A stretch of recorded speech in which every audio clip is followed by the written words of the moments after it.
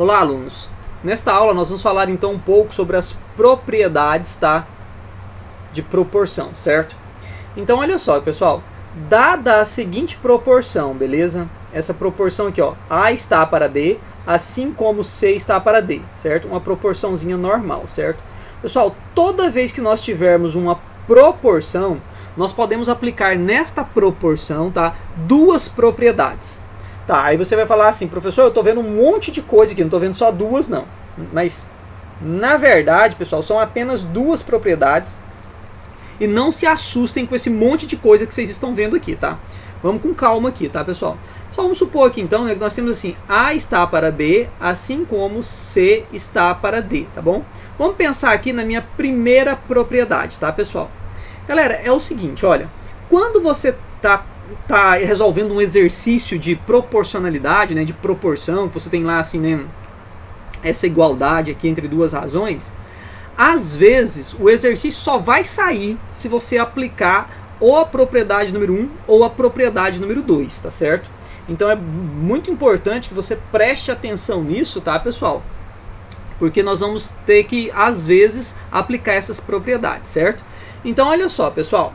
A propriedade número 1, ela diz o seguinte, olha, se você pegar o A e somar com o B, preste atenção, pessoal, A e B são elementos da primeira razão, certo?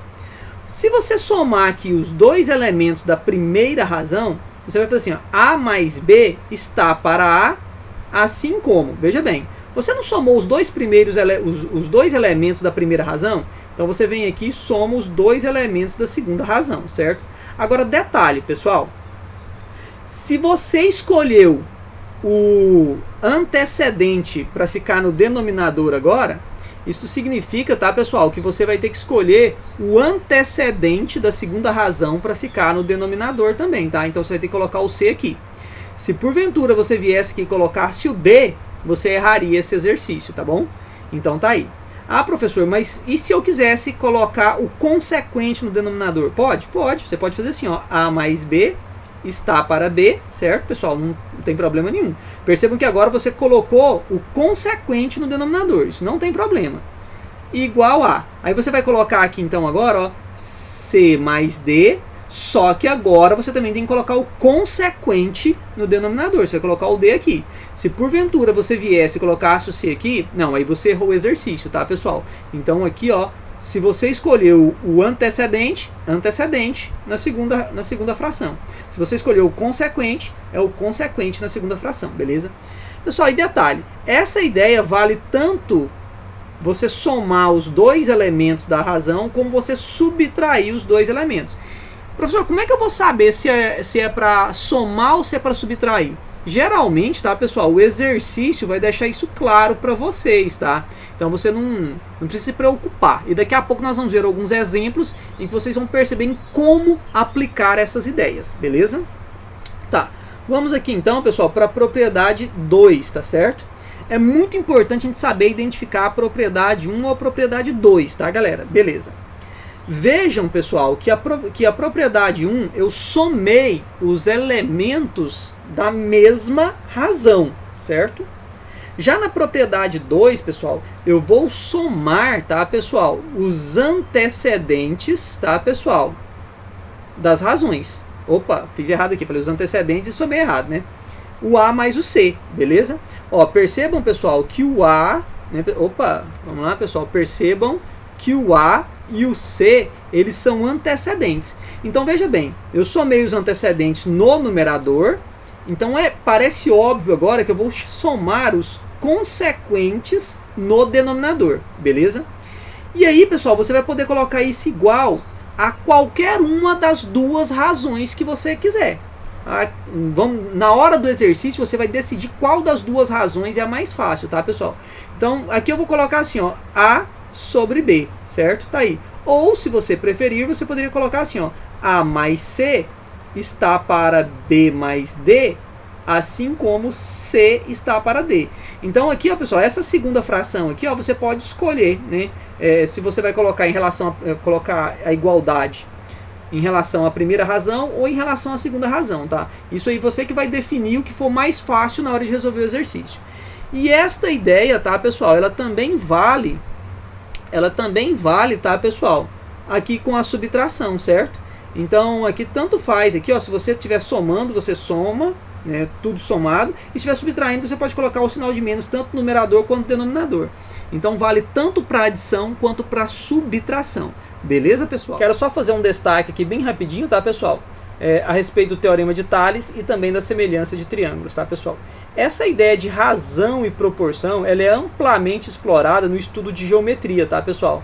Principalmente quando eu falo do teorema de Tales, tá, pessoal? Ou quando eu estou falando da semelhança de triângulos, ok? Bom, pessoal, lá no teorema de Tales, tá, galera? Quando nós estamos lá estudando lá o feixe de retas paralelas, não é isso? Cortadas por transversais, geralmente a gente explica lá, ó, essa medida aqui, ó, dessa transversal vale A, aqui esse pedacinho vale B, aqui vale C e aqui vale D. Geralmente, tá, pessoal, a gente coloca assim, ó, A está para B, assim como C está para D.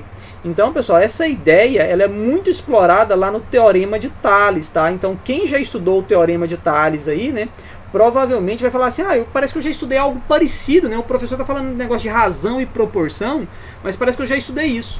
De fato, o teorema de Tales, pessoal, nada mais é do que tá falando de razões e proporções, né? Na verdade, proporções. E também tem aquela história lá, ó, da constante de proporcionalidade, tá, pessoal?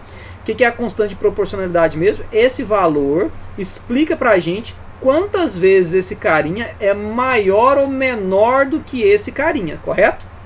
Muito bem, então é isso, tá? Bom, pessoal, e quando eu também estou falando aqui de semelhança de triângulos, tá, pessoal?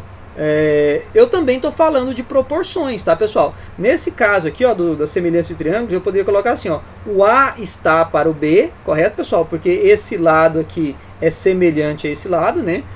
Então eu posso colocar assim, ó, o A está para B, tá, pessoal? Aí eu posso colocar aqui agora, assim como, né, pessoal? Assim como, tá? O X está para Y, olha só, pessoal, assim como o X está para Y, ok? Assim como, tá, pessoal, o C está para D, porque são lados semelhantes. E tudo isso aqui vai ser igual a uma certa constante K de proporcionalidade.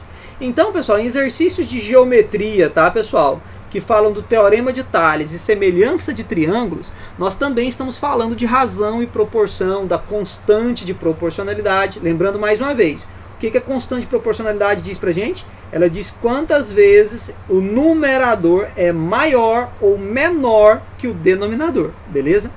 Bom, pessoal, o objetivo aqui não é falar nem de semelhança e nem de teorema de Tales, certo? Então nós vamos deixar aqui, tá, só esse alerta para vocês, que tanto o teorema de Tales quanto o semelhança de triângulos, eles tratam então de proporções, beleza?